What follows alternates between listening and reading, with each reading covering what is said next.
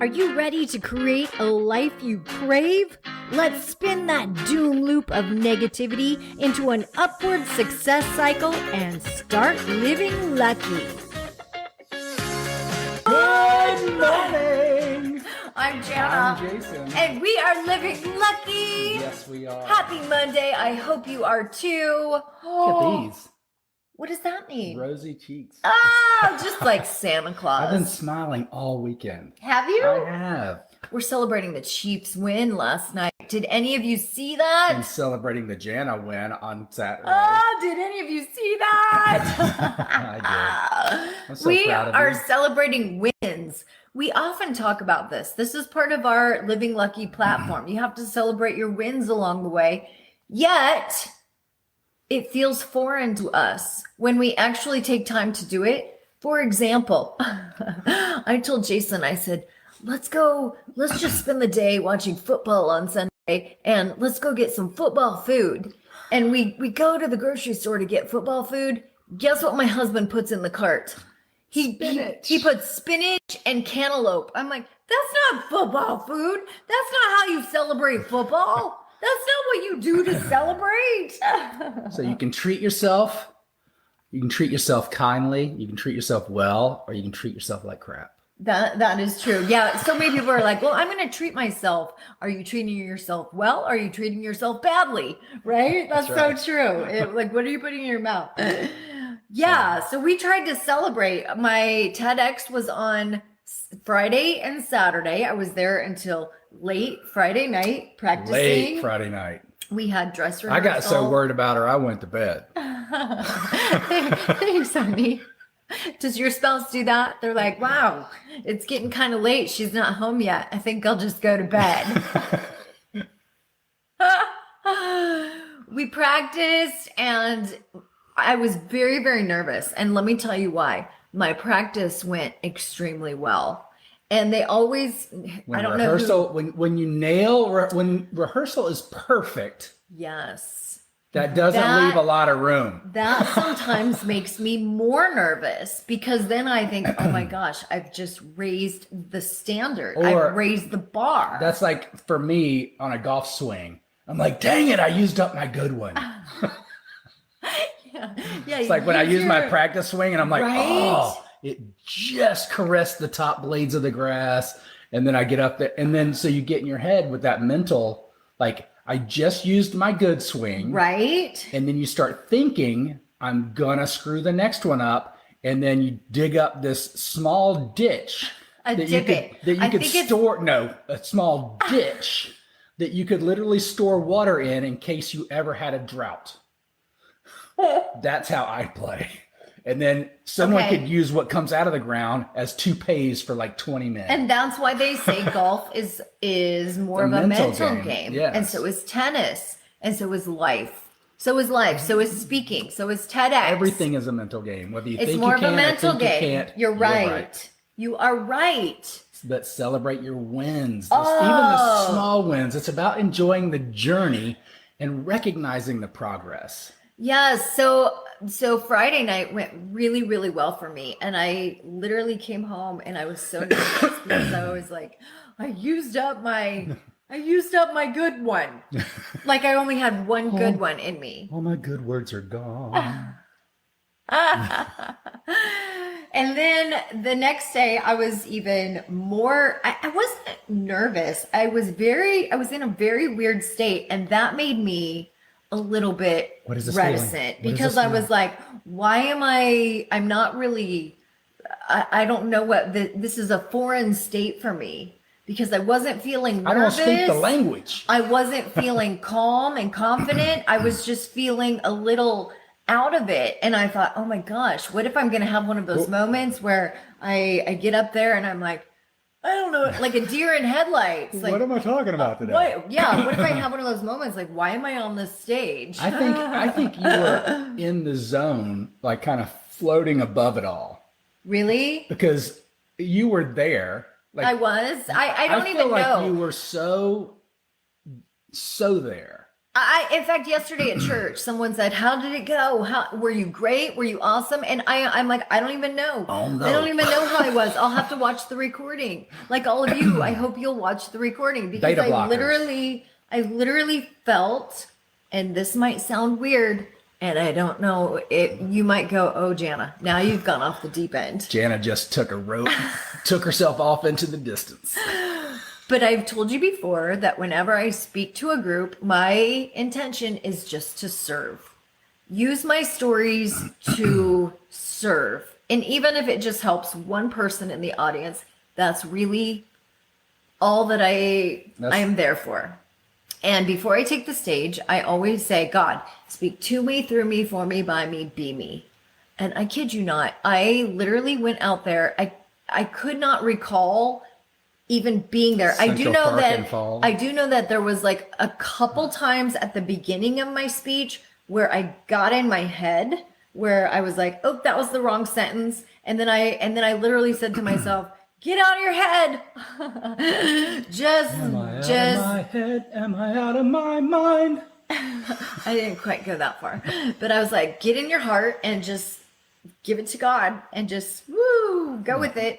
And if you help one person, you help thousands and millions of people because everyone's going through something similar at some level. I will say, in the last half of my speech, Kleenex started coming out and people were crying and there was this energy and there were a few pauses. And it wasn't a sad energy. It wasn't a it was like we were having special energy. It was like we were having a connection, a collective moment, a collective connection. Don't you feel that? I did. And then it almost felt like I don't know. It felt like we were on this roller coaster together. Did you feel that? It was yes. To me, I get motion sickness on roller coasters. Okay, so forget that. For me, it was just. I was about ready to puke. It was a wonderful ride. It was a wonderful ride. It was a nice country. It was a beautiful ride. You took people on a beautiful emotional ride. It was TEDx Eustis, and it was an amazing production. They really top-notch job. And I did want to, I know we don't usually do this, but some of their event partners, Gourmet Today, Bay Lake Pharmacies, South State Bank, Brightside Serving Services, Eustis, Florida, Advent Health, mega companies and mega properties, Hardin and Polly and Betty Wellness. Betty Wellness. She provided all the snacks. Oh, just everybody came together to put together this amazing, and Tim and Byron. They went and they're all the crews. So here's the deal. If you ever want to be a speaker, this is the perfect place to get your lift off. And here's why. Because it's a world-class event. I literally feel that after going through this 6-month process, it's been a 6-month process where they assign you a coach. They have curators where not only are you sending in your speech. So it's hard to get in there because I didn't go through an interview process. I think they had 140 applicants. So, I mean, it's a big deal. And they've been doing this for 6 years now. And so they've got it down to a fine science, but they really prepare you. So the people that are on stage are honed in on their message. They know that they're going to be top notch. They're going to be polished and prepared and ready to go so that they have video, and it's going to be a win-win. Plus the audience is going to be very supportive. So if for some reason something doesn't quite go right, like maybe the microphone is a little techie or something, or you didn't shit, or the mic rubs you against didn't what? What did you just say? Rewind that, listen to that again. If the mic rubs up against your beard, I think that there you go. Happened to Nick. Then you might have to stop and do a little. Okay, let's stop and redo that paragraph again. You know, there's like little techie things that go on. But after doing this event, you could easily go to TED London, TED New York, TED Los Angeles, all of the big TEDs, which is where I'm headed. And that's a Don't fact. leave me for TED. I met a guy at this event and his name was Det. Det And jokes. And I was like, Det, what kind of name is Det? And he said, it's Ted backwards. And I was like, oh, that's so interesting. I didn't put that together. I thought it was like DEBT. Right? That's what I thought. I'm like, oh, like the stock market, or like my bank account. I'm sure he gets that a lot because, like you said, his last name is Jokes. But anyway, Det Jokes. Yeah. What's Jokes? What a crazy name. I don't know.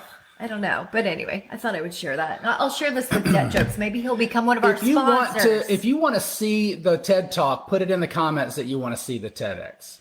So, because I don't know if we have enough interest to actually post it. Oh, we do. Because you know what? We've already had comments of how it changed people's lives. It transformed people's lives. Yeah, we did. We did get several emails and several texts. And how people have said after hearing me speak yesterday, they now too feel like they are living lucky. So yes, we want to share it. And Pam Jett says, I want to see it. Lori says, I do. Yeah, and Sheila says, I'm thinking you'll be speaking at the next Rise. We actually, that is true. We'll be speaking at Rise Up 2023, which is in Green Bay. Yes. And that'll be in June. And I feel like we may be taking a group with us. Yes. A group of women. So if you're interested in maybe traveling with us and staying in a house together, which could be fun. Why'd you just say that? Because you'll be the only man. I'm already in a house full of estrogen all the time. It'll be a group of women and Jason. And Jason gets to be the chef. Cooking breakfast. We will have Jason cooking us breakfast every morning. Running out to the store to get the women things. And then we will all attend all the things I love to do. This women's event, which will lift us up, and we will celebrate each other. We will celebrate our wins together, and we will start planning our dreams. And together we will encourage, support. And then at night we come home and we'll sit around the fire pit and we can talk about what we've learned, any insights we've had, any distinctions of different learning points. And that changes a conference. It really does. When you have a small community, a small group that you can actually go to a conference with together and then discuss what from you've different learned. Perspectives, how you're going to apply it, what your rate of application is going to be, and what you're going to do with it, and how you heard it. Because Jason and I, we attend every retreat, every conference, every event we can, and we talk about it. I hear something, and then I'll look at his notes, and I'll think, did we go to the same conference today? Because we're hearing different points of view just from where we are in our own lives. And that's a 24-inch perspective, right? From two different worlds that live together. It's crazy. And that's the whole premise of a mastermind mentality. Because we can learn more together, which is why we get better 10x together. Yes. It's exponential learning. That's exponential learning. Napoleon Hill started the mastermind philosophy however many years ago. Well, he said that is the way to change everything and to really speed up your progress. And that's why every time we go to a conference, we try to find 10 to 20 people that we can connect with either on Zoom or in person to discuss what we've heard, what we're doing, and how we heard it, how we're going to use it. Yes. Although we did that in Nicaragua, and it turned out it was not a very legit guy. Yeah, that's true. So, and Green Bay is supposed to be beautiful in June. Absolutely gorgeous. So. Well, we have that to look forward to. Celebrate your wins. I know that we say that all the time. And then when we tried to do it this weekend, it felt a little foreign. It almost felt like, oh, I don't deserve to celebrate. Or, as we tried to celebrate, we were like, we don't even know how to celebrate. But we were celebrating big. We hadn't done it in so long. I know. We haven't had any birthdays lately. I know. We have had birthdays.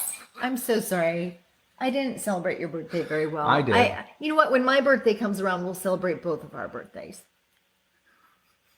We're going to celebrate my day on her day. Denise, so good to see you. Marilyn, oh my gosh. Thank you guys. Change the subject. We love you guys. Hey, today, this is a new week. Every moment is a new moment. You get to do what you want going forward. So let's rock this week. And thank you so much for joining us this morning. Celebrate your wins and keep living lucky. Jeffrey, I'm celebrating you today. Rise together. Bye-bye. If the idea of living lucky appeals to you, visit us at startlivinglucky.com.